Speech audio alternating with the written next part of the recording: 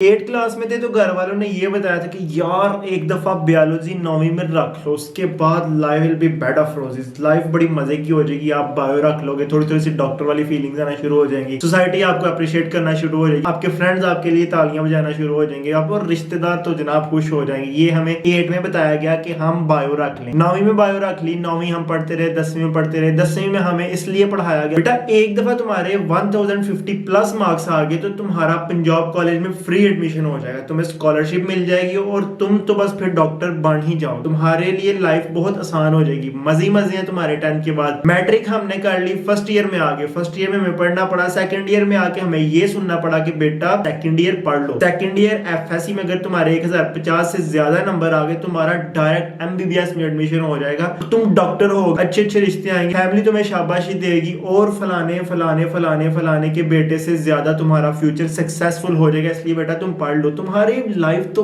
मजा आ जाएगा यार, इतनी मजे की लाइफ होगी, तुम्हारा सुकून इत्मीनान सब कुछ होगा। ये सब सुनकर हमने एमकेट की तैयारी भी शुरू कर दी। पहली क्लास से लेके 12वीं क्लास तक पहुंच गए, अभी तक हमें सुकून नहीं मिला। हम उसी सुकून को ढूंढ रहे हैं। आगे ना सुकून दे दिए ना पेपर, इस बात पे तो आपका कामिल यकीन और ईमान हो चुका होगा कि सुकून किसी क्लास के बाद नहीं आता। 12th भी कर लिया आपने, पेपर दे लिया, रिजल्ट का इंतजार कर रहे हो और ये ढूंढ रहे हो कि भाई 12वीं मैंने कर ली है, मैं बहुत कंफ्यूज हूं, मैं कौन सी फील्ड में जाऊं। एमबीबीएस में एडमिशन तो नहीं हो सकता, बीडीएस में एडमिशन भी नहीं हो सकता और एमकेट में कोई इतने गुल खिलाए नहीं है, तो अब क्या करें, हमारा एक अच्छी सी फील्ड में एडमिशन हो जाए, नाम के साथ डॉक्टर भी लग जाए और सब कुछ आपका फ्यूचर भी सिक्योर हो जाए। डॉक्टर इसलिए लग जाए क्योंकि इतना कुछ पढ़ने के बाद अगर आपकी शादी के कार्ड पर अगर आपके नाम के साथ डॉक्टर नहीं है, तो अभी मैं आपको एमबीबीएस और बीडीएस के अलावा कुछ ऐसी फील्ड्स बताऊंगा जो आपके फ्यूचर को सिक्योर कर सकती हैं। ये 8 से 10 फील्ड हो सकती हैं जिसके बारे में आप ढूंढ रहे हैं। सबसे पहले एमबीबीएस और बीडीएस के बाद आती है फॉर्म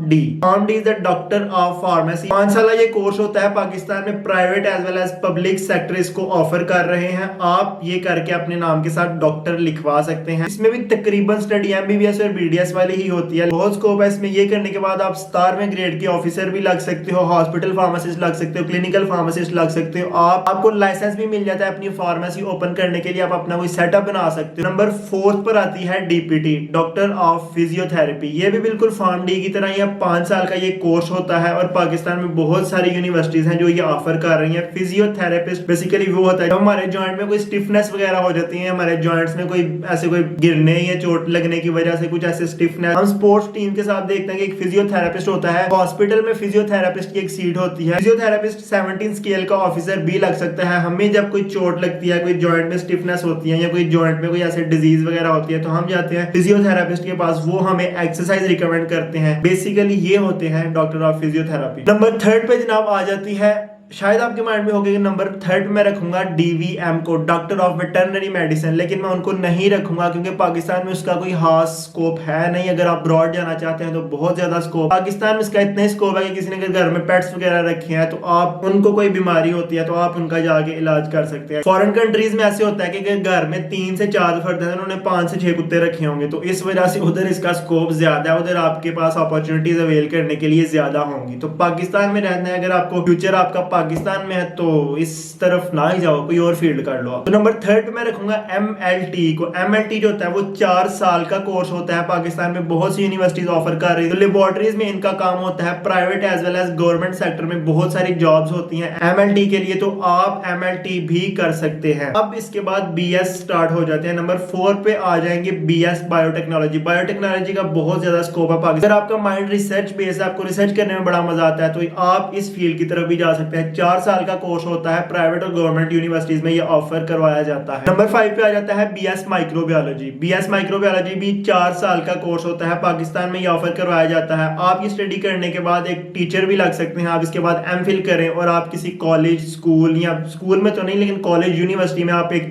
एज अ लेक्चरर भी जा सकते हैं, या किसी लैब में आप एज अ रिसर्चर भी काम कर सकते हैं। बीएस माइक्रोबायोलॉजी भी आप कर सकते हैं एफएससी करने के बाद। नंबर 6 पे होगा बीएस बायोकेमिस्ट्री। बीएस केमिस्ट्री भी रख लें और BS फिजिक्स भी रख लें। इन 3 फील्ड करने के बाद भी आप MPhil करें। बहुत ज्यादा स्कोप है पाकिस्तान में इन फील्ड्स का टीचिंग के हवाले से अगर देखा जाए तो। अगर आप अपने कॉलेज में जाए तो केमिस्ट्री के टीचर जो होते हैं उन सबने BS केमिस्ट्री ही किया होता है। फिजिक्स के टीचर होते हैं उन्होंने BS फिजिक्स किया होता है। उसके बाद MPhil करके वो एज अ टीचर आपके कॉलेज या यूनिवर्सिटीज में आ जाते हैं। नंबर 7 पे आ जाएंगे BS नर्सिंग। ये वुमेन को ज्यादा सूट करता है क्योंकि हॉस्पिटल में जो नर्सेज होती हैं वो मोस्टली पाकिस्तानी हॉस्पिटल में तो अनएजुकेटेड ही होती हैं, उनके पास कोई डिग्री नहीं होती। मोस्टली हॉस्पिटल ऐसे भी हैं पाकिस्तान में जहाँ पे एक डिग्री होल्डर को ही रखा जाता है। आप BS नर्सिंग करके किसी हॉस्पिटल में अपनी सर्विसेज दे सकते हैं। नंबर 8 पर होगी BS ज़ूलॉजी। BS ज़ूलॉजी करने के बाद आप रिसर्च फील्ड में भी जा सकते हैं, टीचिंग फील्ड में भी जा सकते हैं और भी इसका बहुत सारा स्कोप है पाकिस्तान में। नंबर 9 पर आ जाती है BS बॉटनी। प्लांट्स की स्टडी होती है। BS बॉटनी करके 4 साल का ये भी कोर्स होता है।